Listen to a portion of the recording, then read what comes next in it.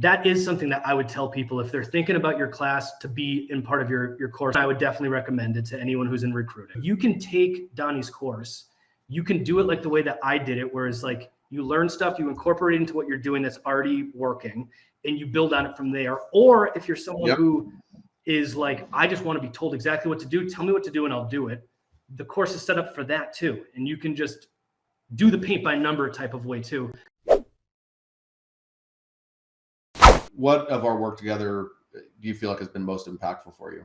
Some cool stuff tactic wise. I mean, we did some automation tools that are very cool. Probably the biggest thing is just having a coach and having accountability, because I probably wouldn't have kept with it in the beginning stages if I hadn't paid for a program, which I think is important, that you put some money down to get yourself some skin in the game. And then just posting and writing content. I think that one of the big things that you and I worked on together in the beginning was getting really focused on what your niche is. I always kind of knew that I wanted to do manufacturing, but I was a little bit hesitant of like, oh, well, do I want to really, market myself 100% to that, because I might be alienating this person or that person. And you said something to me, I remember that I remember to this day, which was like, you might be able to niche yourself down to something. Like for me, it was manufacturing engineers near Charlotte. You might be able to niche yourself down into that and still have a $10 million a year business. And maybe that's enough. How much do you need your pipeline to be? So like, do you want to do that? Or do you want to say, hey, I'm for everybody, lose the opportunity of saying I'm specifically for you? And then after I figured that out and that clicked in my mind of like,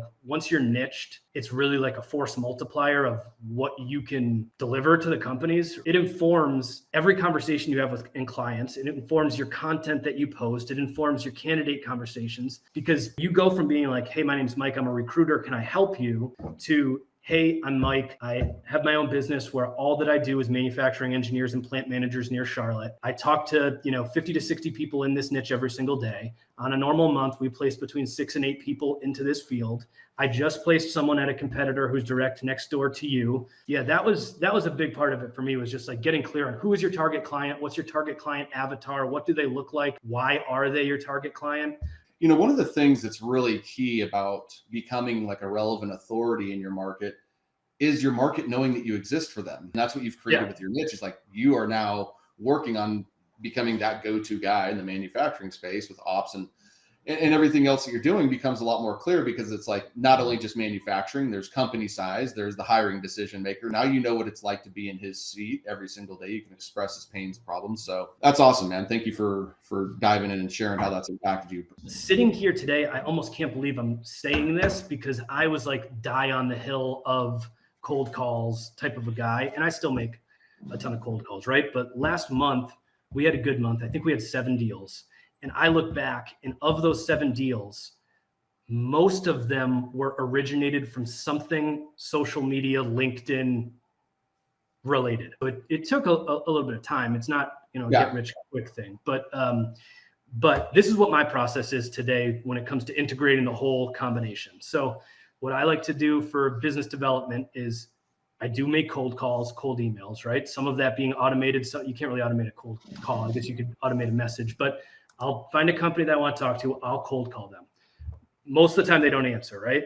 So if they do answer, great, you pitch them. If not, then you just send them an email, keep it moving, right? But then I'll also connect with them on LinkedIn.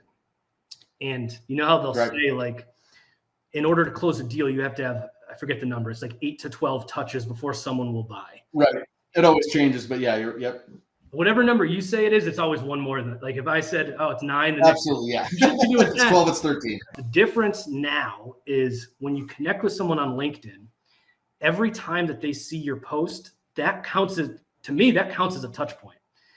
Absolutely. Because they're connecting with you, they're remembering you, and you're doing it in a way where you're not even asking for business, which is even better. So I'll give you an example, right? So I had someone who I had cold called like 6 months ago. I completely forgot about this person. I got a call from her like 3 months ago, and she said, Mike, I remember you called me however long, forever ago. I completely forgot about her. I've been following your posts. I like all your stuff. I have this job order. She called me. And she felt like I had been staying in touch with her this whole time because I was posting things that I wasn't thinking about her. I was just thinking about posting, right? But it's like keeps the relationship going. This is a crazy thing that happened. I got cold called by a VP of HR because of a post that I wrote. And I got the call. I thought it was a candidate who was like, I was like rushing. I was like, just send me your resume and we'll like, we'll talk later. You just like bum rushed me. I'm busy. It was literally a client who saw a post, who was in HR, and it's hard to get HR on board with using a recruiting agency.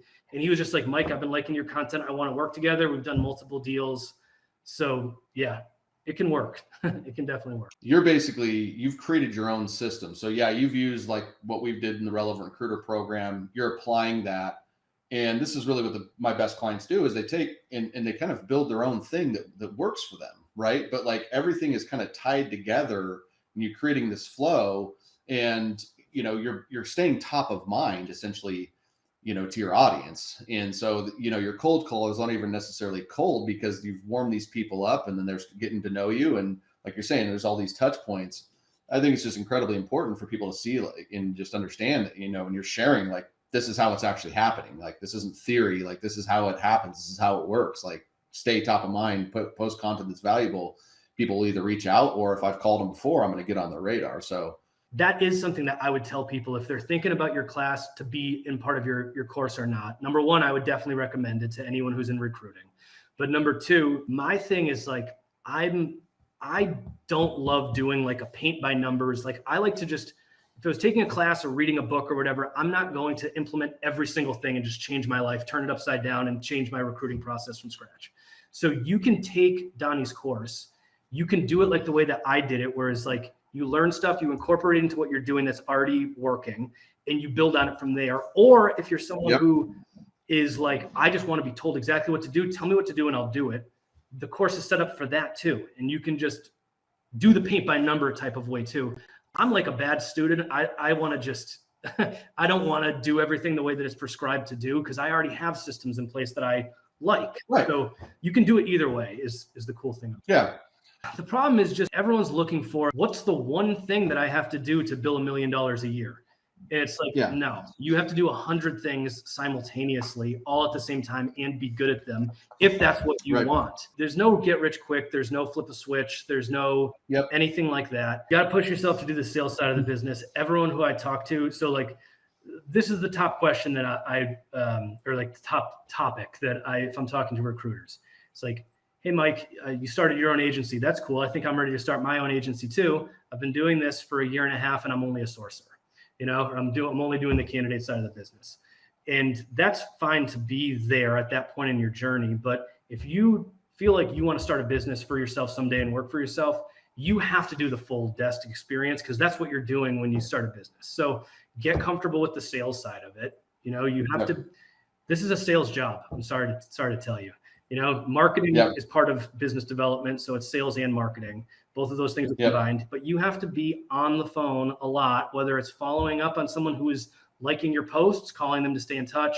You have to be making a lot of phone calls in order to do this job. So you take care of the top line of the business and the bottom line will take care of itself when it comes to the balance sheet. Excellent stuff, Mike. I've really enjoyed your transparency and sharing your story and us being able to dialogue around my philosophies, your philosophies, and you kind of building your own system and you being, just sharing that, openly to everybody here and your success. And congratulations on, your first 14 months in business. 1.1 I do thank you for, sharing your experience of working with me.